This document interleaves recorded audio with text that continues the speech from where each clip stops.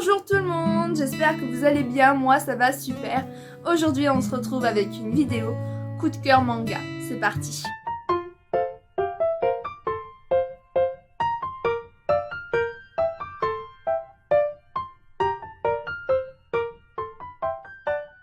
Alors, il faut savoir que j'ai mis un petit peu de temps à me décider sur les coups de cœur que j'allais montrer, etc. Je me suis dit, essaie de prendre des choses pas connues, mais non, c'est impossible, il faut que j'en parle. On commence tout de suite avec Demon Slave qui vient de chez Kurokawa, qui est en 2 tomes à l'heure actuelle. Le tome 3, il va sortir en juin, si je ne dis point de bêtises. Et j'adore, clairement j'adore, j'ai les 2 tomes, c'est juste trop bien. J'ai découvert il y a pas longtemps. Et voilà, c'est trop cool. En plus de ça, vous avez une belle petite page en couleur. Et il coûte 6,90 €. C'est quand même un gros format, on est quand même d'accord. Les dessins, laissez-moi vous présenter les dessins. C'est trop beau. Voilà, magnifique. Faut savoir que dans ce manga, il y a du combat, un peu d'échi et un petit peu de fanservice, tout simplement. C'est un shonen, donc on va expliquer un peu l'histoire brièvement. On va suivre l'histoire d'un jeune garçon qui disent pas le nom. Non, on va lire directement le résumé. Sur Mato, une cité venue d'une dimension démoniaque existe. Un fruit qui a la particularité de donner des super pouvoirs aux femmes qui le mangent. Ces femmes sont membres des escadrons des anti-démons. Acculé par une horde de monstres dans cette dimension, le jeune Yuki est sauvé de justesse par une jeune femme capable de le transformer en créature super puissante. Mais l'activation de ce pouvoir comporte une condition. Il doit devenir son esclave. On va rajouter des petits détours, des petits détails. Alors, notre jeune Yuki va devenir du coup l'esclave de notre jeune capitaine de l'escadron, général, je ne sais plus comment on appelle ça. Et en fait, il va du coup se transformer en bête super puissante grâce à ce contrat, mais en contrepartie, il gagne quand même une récompense, et cette récompense est le fanservice du manga. En gros, ça va être les scènes un petit peu osées, parce que notre jeune héros a dépensé un petit peu... pas pur, clairement. Donc du coup, on va voir un petit peu tout ça. Il y a beaucoup d'humour, il y a de la baston, comme on aime. Une histoire qui tient la route, donc ces fruits qu'elles peuvent manger, ce sont des pêches. Donc on a un petit peu un rappel avec One Piece comme les fruits du démon, clairement. Mais là, c'est que les femmes qui sont à l'honneur, c'est les seules qui peuvent les manger et gagner ces pouvoirs. Donc on va voir qu'il y a par exemple la pêche du coup de tout ce qui est esclave, la pêche pour grandir, t'as la pêche qui te fait fabriquer des armes. Bref, t'as plein de pêches et c'est super cool de découvrir les pouvoirs qu'il y a parce que c'est quand même un petit peu original. Ensuite, l'histoire, comme j'ai dit, est très bien. On va voir que Yuki, du coup, sa sœur a disparu dans ce monde de démons. Donc sur Mato. Et on va voir que dans le tome 2 à peu près, elle va revenir et on va découvrir que c'est devenu une ennemie. Et qu'elle est devenue super puissante et qu'elle peut contrôler les autres démons. Voilà. Bref, c'est juste trop génial. En plus, comme c'est que en 2 tomes, c'est pour ça que je me suis dit, allez, go, j'y vais. Je vais découvrir ce manga, voir s'il me plaît. Et j'ai bien fait parce que maintenant, je peux suivre tranquillement. Par contre, c'est une très bonne question. Je ne sais pas combien de tomes il va avoir. J'ai regardé. Et il y a pour l'instant 7 tomes en cours au Japon. Donc ça va. Ça fait quand même un petit peu de marge. Ensuite, après Demon Slave, on va parler de Tokyo Revenger de chez Gléma. Donc au Japon, il y a 22 tomes en cours. Et pour l'instant, nous en France, on est au tome 12, c'est ça. Le tome 13, il sort en juillet. Donc ça va, on a quand même encore un petit peu de la marge. Je possède les 4 premiers tomes de Tokyo Revenger. J'ai commandé la suite, évidemment. Bah oui, dis donc. J'ai commandé la suite, j'ai hâte de la voir. Et je surkiffe ce manga. En plus, il y a un animé qui est sorti il y a pas longtemps sur Crunchyroll. Donc j'avais vu en fait le premier épisode et le épisode 2 aussi, j'ai regardé. J'ai accroché, j'ai bien aimé les dessins et tout.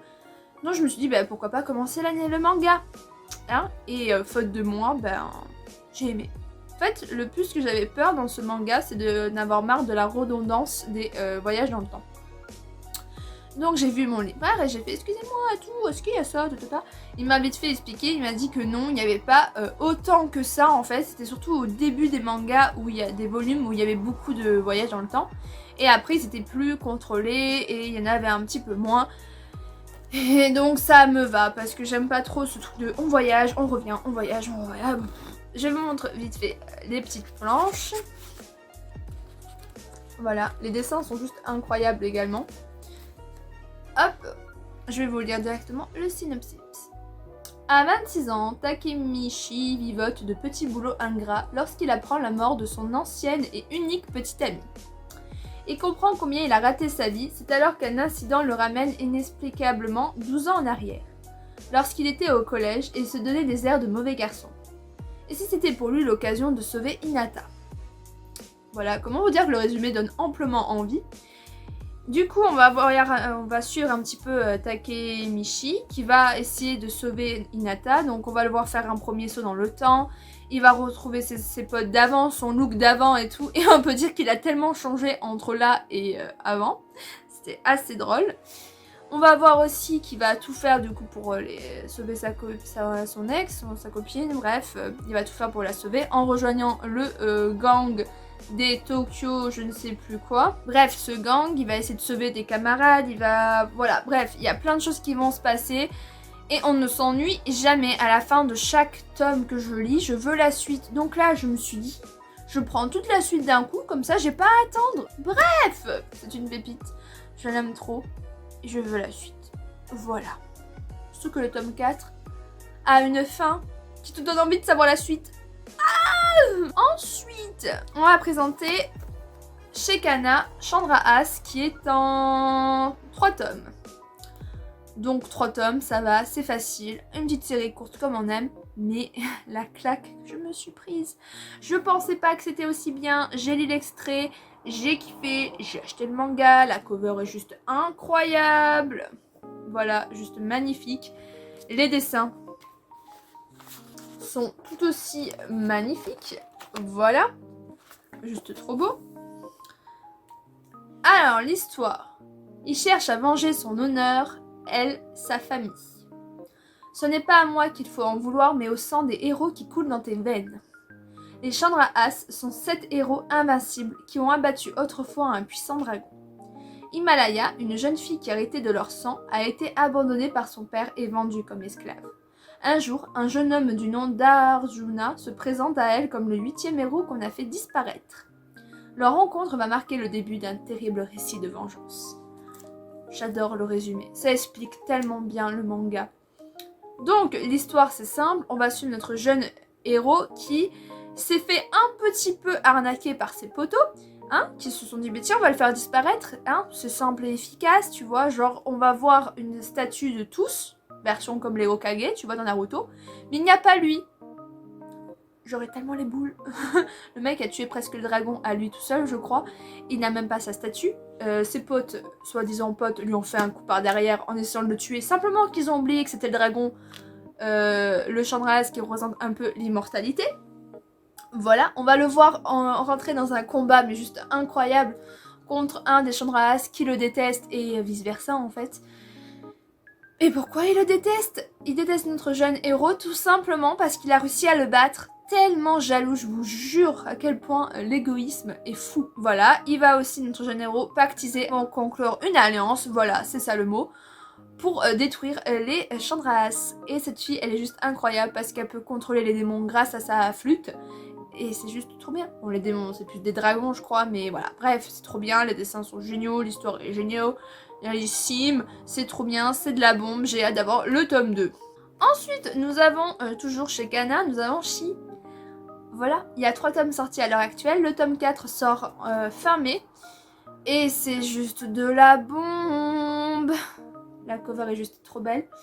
J'ai les 3 tomes sortis à l'heure actuelle, et j'adore. Est-ce que je dois dire plus ou moins, à part que j'adore ce manga, c'est vraiment une pépite, c'est vraiment trop bien. C'est un peu My Hero Academia, version plus adulte, version plus élaborée, je trouve quand même. On va suivre l'histoire du coup de Shi, une jeune héroïne du Japon qui vient de commencer ses débuts, qui ne connaît pas encore trop ses pouvoirs, qui est super timide et ça la rend trop choupinou. J'adore. En gros, chaque pays va avoir un super héros. Donc Shi représente le Japon, on a par exemple une héroïne qui est alcoolisée de la Russie, on a un héros mannequin super une rockstar de l'Angleterre. Et la fin du tome 3 est juste incroyable parce qu'on va découvrir que la mère de notre jeune héroïne de la Russie est toujours en vie et qu'elle a été manipulée par les méchants. Et ça c'est juste trop bien parce que moi je veux savoir la suite. J'ai tellement hâte que le tome 4 y sorte. Donc ce manga va nous parler un petit peu d'une histoire centrée sur un méchant qui vient de débarquer. Donc il s'en est pris à plusieurs pays, donc au Japon, il s'en est pris à la Russie. Et je sais plus s'il est encore allé à l'Angleterre, il est allé dans l'Atlantique Nord, bref, il allait un petit peu partout. Et ce méchant peut en gros réveiller les pensées noires des citoyens et leur mettre un anneau. Et on va découvrir qu'il y a un nouveau méchant qui a été créé, mais il n'a pas d'anneau. Donc ils se disent mais merde, comment ceci est possible? Et il y en a plusieurs comme ça. Et du coup l'héroïne de la Russie et notre jeune héroïne du Japon vont devoir essayer de s'occuper de ces méchants là, mais évidemment à deux c'est compliqué. Donc on va voir le héros de Chine qui va débarquer et qui est trop mignon et qui dirait une fille mais c'est un garçon. Bref, donc voilà, on va voir un petit peu tout ceci. Et vraiment le caractère du méchant est super bien, c'est super bien fait. Ça me rappelle un petit peu d'autres mangas, ce genre de truc. On dirait un petit peu Shugo-chara quand tu réveilles le mauvais truc des gens. En version quand même un peu plus mignonne, là c'est un peu plus dark. Mais voilà, c'est trop bien. Si je peux montrer, en gros, t'as l'anneau juste ici qui te rend méchant. Et après, t'as des trucs dans ton corps qui devient bizarre. Mais c'est trop bien. Et les dessins, regardez-moi ça. Ces dessins, c'est quand même des pépites. Voilà, j'ai surkiffé Shai, ou Shi, je ne sais pas comment on le dit. Et le dernier petit manga que je vais vous présenter en coup de cœur, ce ne peut être que Baby Quoi, à votre avis. Alors, est-ce que vous avez deviné? Dr. Stone! Je suis une folle de Dr. Stone, j'ai les 15 tomes, je suis trop contente, c'est trop bien. Je l'ai découvert le mois de mars du coup, parce que moi je suis en retard dans mes hauls. Je l'ai découvert pendant mon haul de mars et c'est trop bien, c'est de la bombe. J'avais que les 6 premiers tomes et j'ai adoré. Et depuis j'achète les tomes parcimonie, voilà. Et j'adore. Je surkiffe. Tout simplement, c'est de la bombe, c'est trop bien. Et même, je viens de dire une bêtise dans moi-même, mais je l'ai découvert en fait en avril, pas en mars. En 2 mois, j'ai réussi à avoir 15 tomes. Je suis trop forte. Bref, passons. C'est de chez Glénat et ça vient du dessinateur Pochi. Voilà. Que dire de plus qu'à part que les dessins sont juste incroyables. Et revoir les dessins du tome 1, c'est juste trop bien. Les covers sont juste toutes incroyables. Elles ont toujours ça derrière et c'est vraiment trop stylé. Si vous ne connaissez pas, il y a un animé dessus qui est sur Crunchyroll. Je n'ai pas regardé l'animé, je me suis mise direct sur le manga pour voir ce que ça donnait. J'ai surkiffé. C'est l'histoire de Seiku, un jeune scientifique qui est toujours au lycée, qui va se retrouver pétrifié avec le reste du monde pendant 3700 ans et qui va du coup sauver l'humanité en quelque sorte. En fait, on va suivre comment il va réveiller tout le monde de cette pétrification, comment il va créer l'élixir, comment il va faire revenir la science dans ce monde maintenant transformé limite en préhistoire. Hein, parce qu'il n'y a plus aucun humain, il n'y a plus rien à part, du coup on va découvrir une civilisation qui est restée en vie, qui sont les descendants du père de Seiku et des autres astronautes qui s'étaient dans l'espace au moment de la pétrification. Voilà. Donc on va suivre un petit peu tout ça, on va découvrir qu'il y a un autre monde quand ils vont partir en navigation, on va voir qu'il a créé des bateaux, qu'il a créé des tanks, qu'il a créé l'électricité, qu'il a créé les téléphones, il a créé 1,2 milliard de choses. On va voir qu'il va devenir le chef du village, on va voir qu'il va rencontrer d'autres nouveaux amis. Chrome qui est juste trop drôle et trop génial, qui est aussi un scientifique version préhistoire. Bref, voilà, franchement, je l'ai adoré, c'est une pépite, c'est juste incroyable, tout est incroyable. Le tome 16 va sortir en juillet. C'est long. C'était une paix de silence pour la paix de mon cœur de savoir la suite. Je n'ai pas lu le tome 15 à l'heure actuelle. Et ne vous inquiétez pas, il va être lu très très rapidement. Voilà, donc la fin du tome 14 me donne largement envie de savoir la suite du 15, mais j'ai en fait l'arme à l'œil de savoir que si je lis le tome 15, je devrais attendre juillet pour savoir la suite. C'est vraiment chiant quand même, hein. On est d'accord, hein, on est beaucoup d'accord, oui. Bref, je vous ai présenté mes petits coups de cœur du moment. Voilà, j'ai grave kiffé ces mangas, j'ai grave kiffé, de chez kiffé, voilà. Sur ce, je vous laisse pour une prochaine vidéo. Allez, bye!